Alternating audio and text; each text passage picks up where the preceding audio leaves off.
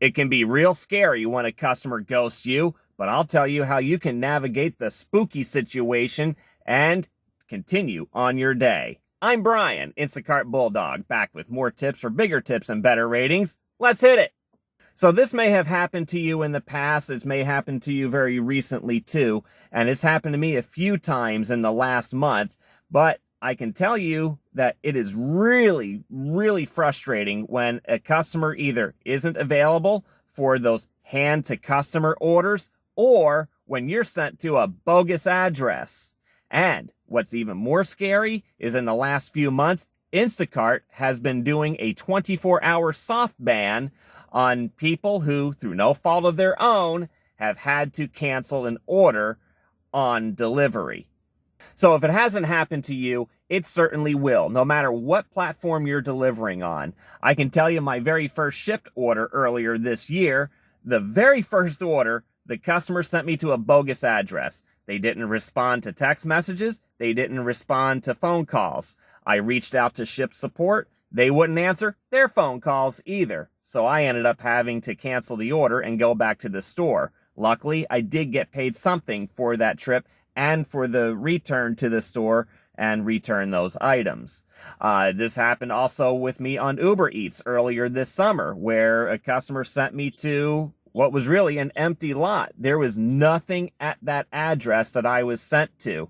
It was the back of a warehouse building that was just really weird, and it was nighttime and it was dark. So yeah, I was a little concerned. So I got out of the area and then I called Uber support and had that order canceled. Luckily, in both those situations, they do not hold that against you.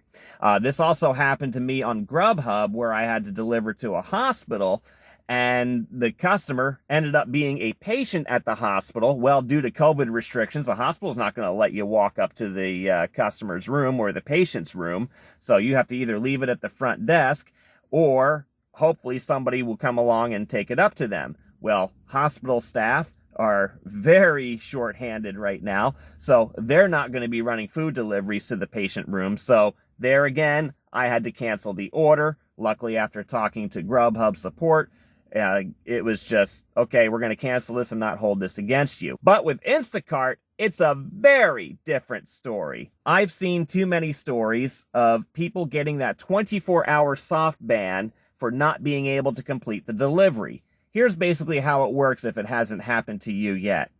After you check out an order, if you have to cancel, then you could be subject to not seeing any batches for the next 24 hours. Now, Instacart won't tell you that they're banning you for 24 hours, but it does happen. And in some cases, they'll tell you your account is under review. Luckily, the handful of times that I've had to cancel an order over the last several months on Instacart, I was not subject to that soft ban. Now, here's why I think that happened. Either the soft ban scenario is being overplayed by many on social media, or it's the way you approach the cancellation when you can't find the customer. So here's what happened to me on Labor Day weekend. I'm working an extremely busy resort town here on the Florida Panhandle, and it was a customer. It was a decent tip. It was like a 10 or 15 item order, and the payout was pretty decent. So I took it. I said, I can run in, run out, deliver it, boom. It all works out in the timing to make my hourly goal, and I would be able to move on. The customer was responsive during the shop with items that were out of stock. And then when I got near the end, the customer said, any replacements are good. Just use your best judgment at this point. Okay, no problem. So I notify the customer that I'm beginning to check out. I tell them I'm on my way, should be there around a certain time. And then I got there. So the customer address, I would like to show you the screenshot, but I don't want to give away any potentially personally identifiable information here. So I'm just going to tell you what happened. The description was, go to the building, you'll see a parking lot with a bunch of vans with this company name on it, and I'm in building whatever, unit whatever. So I show up at this address, and there's no such thing there. And there's no parking lot, and there's no vans, and there's no buildings by that number. The buildings were only went by names of the cottages that were there, and there were no house numbers. It was just names of cottages, and most of them were obscured by trees. So this is fun, and it's beginning to rain, and it's like, oh my gosh. So I tried texting the customer, no response. Try calling the customer. Oh, you've reached a voicemail box that has not been set up yet. So then I said, that's it. I'm reaching out to support. I'm going to tell them the situation. And so we went ahead and began the process of not finding the customer. You know, you have to say, I can't find the customer. I've tried calling him. I've tried texting him. They try notifying the customer. They sent the customer a text message, and Instacart was getting pretty annoyed at him. So they sent a message to the customer that if you don't respond, we're going to cancel this order and you're going to pay a cancellation fee. So I'm sitting there worried, oh my gosh, if I have to cancel this order, then I'm going to be subject to the 24-hour soft ban, and this is a weekend that I'm going to be making a lot of money, and I can't afford a 24-hour soft ban. This is going to be a complete disaster. So I asked support, if you cancel this order, will I be subject to that 24-hour soft ban? And the customer service rep said, oh no, you're going to be just fine. Here's what they said. I was skeptical. I was like, I better not be. And I was getting really nervous, and I'm beginning to think, you know what? Maybe this is a setup. Maybe the customer knows that I could be subject to a 24-hour soft ban for canceling an order after checking out. So I'm thinking, this guy's playing with me, and he's trying to ruin my weekend here, and I don't want him to succeed. So again, I asked support, will I be subject to this ban? And they're like, no, trust me, everything will be just fine. Well, at that point, what can you do? You can only take them at their word. These faceless people that are in another country reading from a script, and you just have to hope that what they're telling you is the honest truth. Not like there's a dishonest truth, right?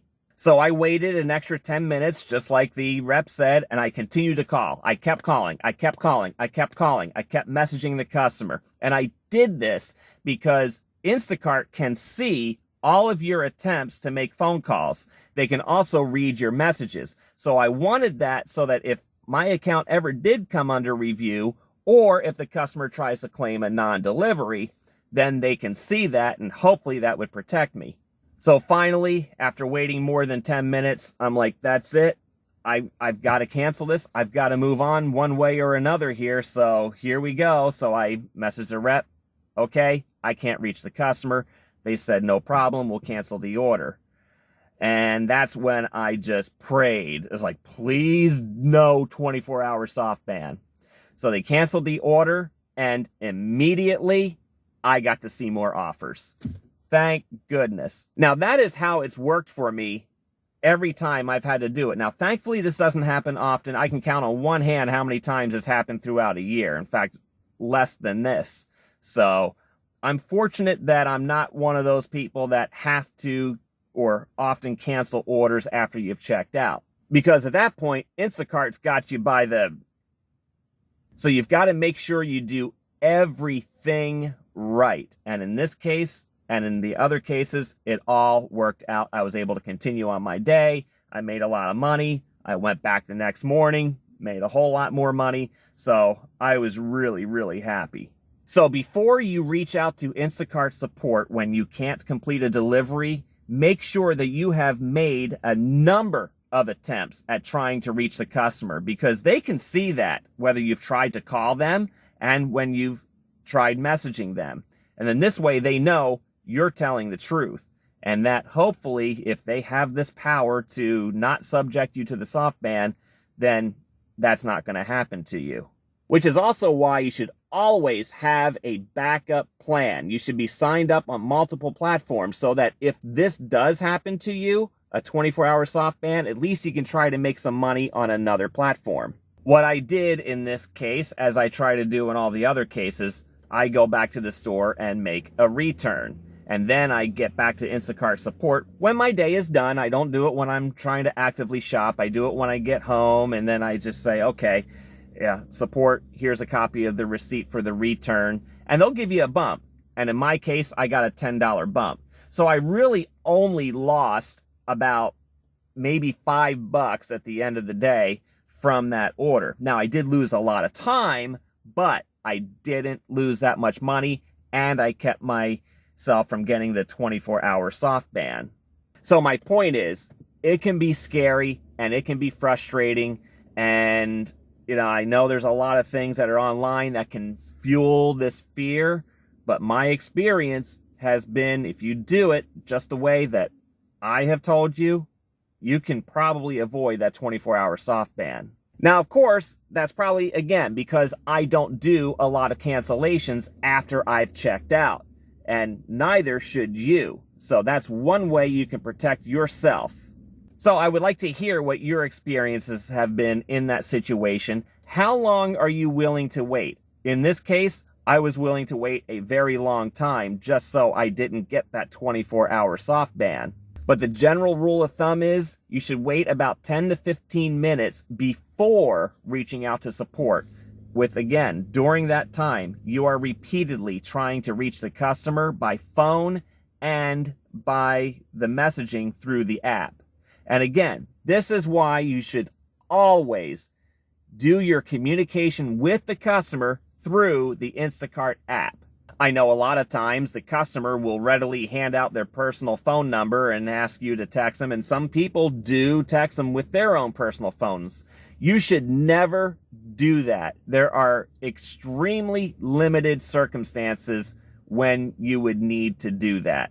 It is mainly for your safety, your privacy, as well as for the customer's safety and privacy, which is why Instacart wants you to only communicate through their app. One of those things is to protect yourself against scammers, because a lot of times the scammers will pose themselves as customers to try to trick you into giving them your personal phone number, and then that begins a process where they can eventually hack your shopper account and also get into your bank account and then change all the passwords, and then you cannot get into your account, and then you're going to be spending days or weeks trying to restore access to your Instacart shopper account. So it's not worth it. So if you ever decide that you're going to communicate with a customer outside the app, it better be under a very narrow and exceptional set of circumstances. I'd like to hear your thoughts. What has happened to you in these types of situations? How long do you wait? Do you wait the 10 to 15 minutes? Have you waited longer? And how has all of this worked out for you in the end? Also, do you do returns? Now, technically, it's not in your contract that you have to do returns, but Instacart will try to buffalo you into getting the returns, getting the items back to the store. Now, a lot of stores will not accept returns. Others will accept certain types of returns. They won't accept perishables, but at least make an attempt to do so, just so that if your account ever comes under review, they can show that at least you've made returns. Because Instacart would rather pay you. In this case, for me, it was, I think the total number of items in that last scenario, it was $48 was the total at checkout. Well, Instacart would rather pay me a $10 bump than lose $48 in groceries that you decide to keep for yourself. I will be doing another topic on returns. I've got to gather a little bit more information, but I can tell you, based on my experience, most stores around my area of Pensacola, Florida, will accept returns. Again, they may not accept perishables, but they will accept the other items.